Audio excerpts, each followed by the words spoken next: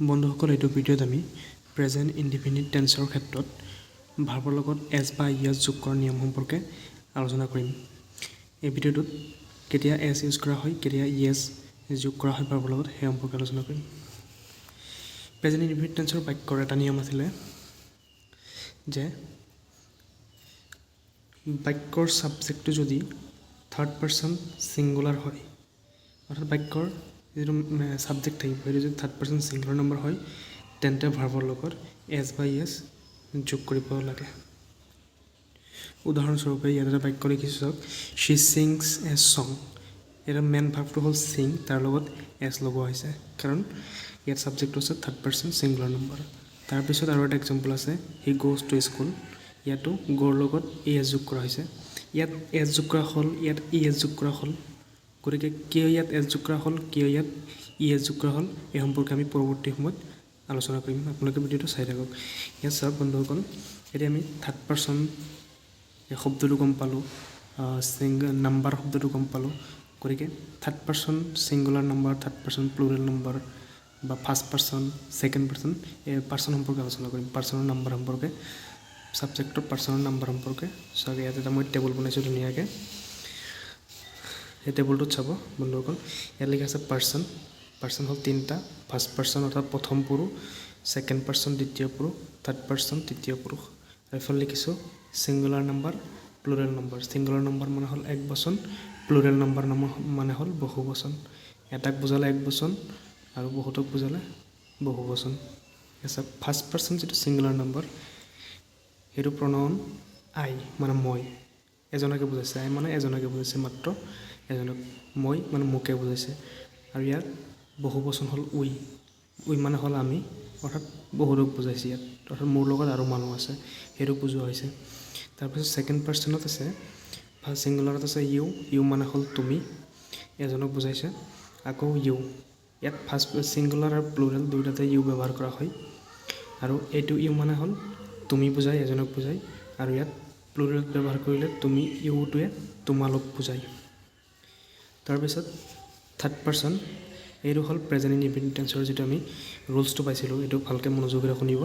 Third person singular নম্বৰত আছে হি।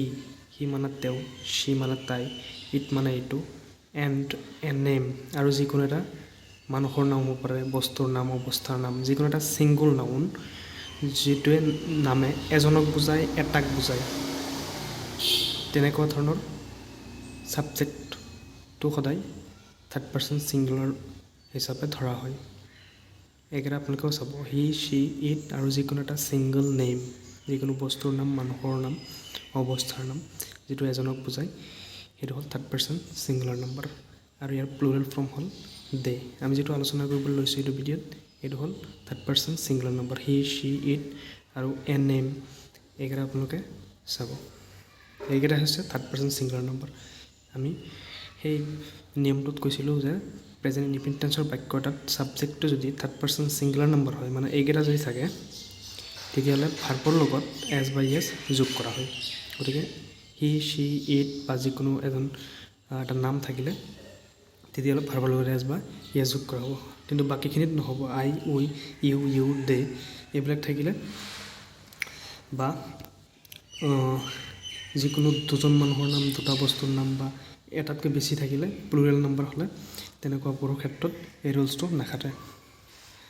চাওক বন্ধুসকল, ইয়াত এটা ভাৰ্ব লৈছোঁ, সেইটো হ'ল প্লে ভাৰ্ব। প্লে মানে খেলা। চাওক গোটেইখিনি আপোনালোকে চাব বন্ধুসকল।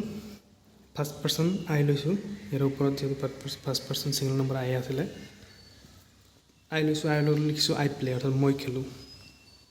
তাৰপিছত প্লুৰেলত লৈছোঁ উই প্লে, আমি খেলোঁ। প্লেটোৰ ৰূপ একেই আছে।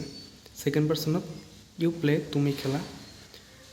প্লুৰেলত হ'ল ইউ প্লে, বানানটো মিষ্টেক হৈ গ'ল, PL হ'ব ইয়াত, ইউ প্লে অৰ্থাৎ তোমালোকে খেলা।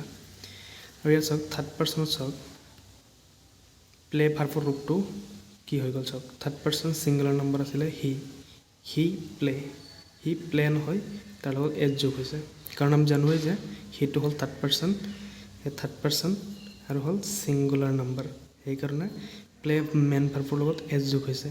শ্বি প্লেইজ অৰ্থাৎ সি এইটো থাৰ্ড পাৰ্চন ছিংগুলাৰ নম্বৰ, ইয়াৰ লগত এছ যোগ হৈছে। ৰাম প্লেচ, ৰাম হ'ল এটা মানুহৰ নাম, এজন মানুহৰ নাম, এজনক বুজাইছে, সেইকাৰণে ভাৰ্বৰ লগত এছ যোগ হৈছে। এইটো আছিলে, এই বস্তুটো আছিলে মেইন প্ৰেজেণ্ট ইনডিফিনিট টেন্সৰ যিটো নিয়ম আছিলে যে ভাৰ্বৰ লগত এছ বা ইএছ যোগ হ'ব লাগে, যোগ কৰিব লাগে। কেতিয়া লাগে? যেতিয়া এই ছাবজেক্টটো থাকে থাৰ্ড পাৰ্চন আৰু ছিংগুলাৰ নম্বৰ। এই টেবুলটোৰ পৰা আমি গম পালোঁ থাৰ্ড পাৰ্চন ছিংগুলাৰ নম্বৰ কোনটো কোনটো হয়। তাৰপিছত ইয়াতে আছিল থাৰ্ড পাৰ্চন, এইটো ডেটো থাৰ্ড পাৰ্চন হয়, কিন্তু ডে মানে শেষত মানে বহুতক বুজাইছে, এইটো হ'ল প্লুৰেল নম্বৰ, সেইকাৰণে ইয়াত এছ বাই এছ যোগ কৰা হোৱা নাই, অনলি প্লেহে আছে। বন্ধুসকল, কোনটো ভাৰ্বৰ লগত এছ আৰু কোনটো ভাৰ্বৰ লগত ই এছ যোগ কৰিম, ইয়াৰো কিছুমান নিয়ম আছে। চাব, প্ৰথমটো নিয়ম আপোনালোকে চাব, নিয়ম 1, ইয়াত লিখা আছে যিবিলাক ভাৰ্বৰ শেষত ডাবল এছ থাকে, এছ এইচ থাকে, চি এইচ থাকে, এক্স থাকে, নাইবা অ' থাকে।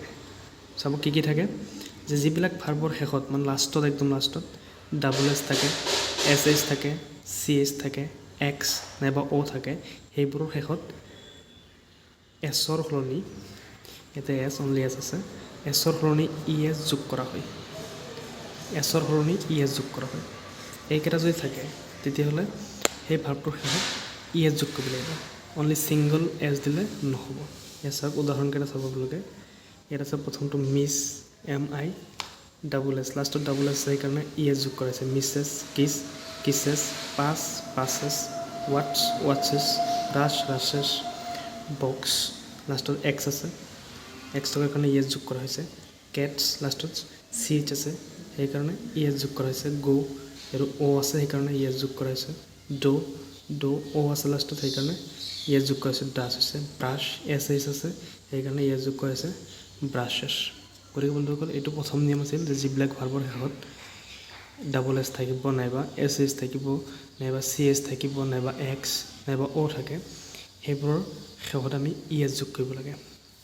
তাৰপিছত ৰুলছটো চাব, নিয়ম 2, যে ভাৰ্বৰ শেষত যদি ৱাই থাকে আৰু ৱাইৰ আগত কনচনেণ্ট থাকে, তেন্তে ৱাই পৰিৱৰ্তিত হয় আই হয় আৰু ইয়াৰ লগত ই এছ যোগ হয়। এতিয়া কোনো এটা ভাৰ্বৰ লাষ্টৰ আখৰটো যদি ৱাই থাকে আৰু ৱাইৰ আগৰ আখৰটো যদি কনচনেণ্ট থাকে, এইটো চাব লাগিব, লাষ্টত ৱাই থাকিব আৰু ৱাইৰ আগত যদি কনচনেণ্ট থাকে তেন্তে ৱাইটো সলনি হৈ আই হৈ যায়, অৰ্থাৎ ৱাইটো আমি উঠাই দিব লাগে, ৱাইৰ জেগাত আই লিখিব লাগে আৰু তাৰপিছত ই এছ যোগ কৰিব লাগে। এতিয়া উদাহৰণ চালে আপোনালোকে গম পাব, ইয়াত চাওক যে ক্ৰাই আছে, চি আৰ ৱাই, ক্ৰাই, লাষ্টত ৱাই আছে আৰু ৱাইৰ আগৰ আখৰটো আছে কনচনেণ্ট, এইটো কনচনেণ্ট হয় সেইকাৰণে কি হৈছে, চি আৰ লিখা হৈছে, ৱাইৰ ঠাইত আই দিয়া হৈছে, ৱাইৰ ঠাইত আই দিয়া হৈছে আৰু পিছত ই এছ যোগ কৰা হৈছে। ঠিক তেনেকৈ ফ্লাই, ৱাই আছে, ৱাইৰ আগৰ আখৰটো আছে এল, এলটো কনচনেণ্ট হয় সেইকাৰণে এফ এল লিখা হৈছে, ৱাইৰ ঠাইত আহিল আই, তাৰপিছত ই এছ যোগ কৰা হৈছে। ঠিক তেনেকৈ কেৰি, এইটোতো লাষ্টত আছে ৱাই আৰু ৱাইৰ আগৰটো আছে কনচনেণ্ট আৰ হয়, আৰটো এটা কনচনেণ্ট হয় সেইকাৰণে কি কৰা হৈছে, চি এ ডাবল আৰ লিখা হৈছে, এইখিনি ঠিকেই আছে, এইখিনি ইয়াতলৈকে ঠিকেই আছে আৰু এই ৱাইৰ ঠাইত লিখা হৈছে আই, তাৰপিছত ই এছ যোগ কৰা হৈছে। এইটো আছিল নিয়ম 2। তাৰপিছত ইয়াত এটা কিন্তু আছে চাব, কিন্তু ভাৰ্বৰ শেষত যদি ৱাই থাকে আৰু ৱাইৰ আগত যদি ভাৱেল থাকে তেন্তে ভাৰ্বৰ লগত মাত্ৰ এছ যোগ কৰা হয়। বন্ধুসকল, নিয়মটো আছিল যে ভাৰ্বৰ শেষত ৱাই থাকিব লাগিব আৰু ৱাইৰ আগত যদি কনচনেণ্ট থাকে তেতিয়াহ'লেহে এই দ্বিতীয় নিয়মটো, এই নিয়মটো হ'ব যে ৱাইৰ ঠাইত আই লিখিব লাগে, তাৰপিছত ই এছ যোগ কৰিব লাগে। কিন্তু ৱাই আছে কোনো এটা ভাৰ্বৰ শেষত আৰু ৱাইৰ আগৰ আখৰটো ভাৱেল আছে, তেতিয়াহ'লে এই নিয়মটো নাখাটে, তেতিয়াহ'লে আমি ছিংগলি ৱাইটো থাকিব আৰু লাষ্টত এছ যোগ কৰিব লাগিব। চাওক যে অবে, ৱাই আছে লাষ্টত, কিন্তু ইয়াত অবেছ লিখা হৈছে, লাষ্টত মাত্ৰ এছটোহে দিয়া হৈছে, কাৰণ ৱাইৰ আগত যিটো আখৰ আছে, লেটাৰ আছে, এইটো হ'ল ইটো হ'ল এটা ভাৱেল, এই ভাৱেল থকাৰ কাৰণে আমি ৱাইৰ জেগাত আই তাৰপিছত ই এছ যোগ কৰা নাই, মাত্ৰ লাষ্টত এছ যোগ কৰি দিছোঁ।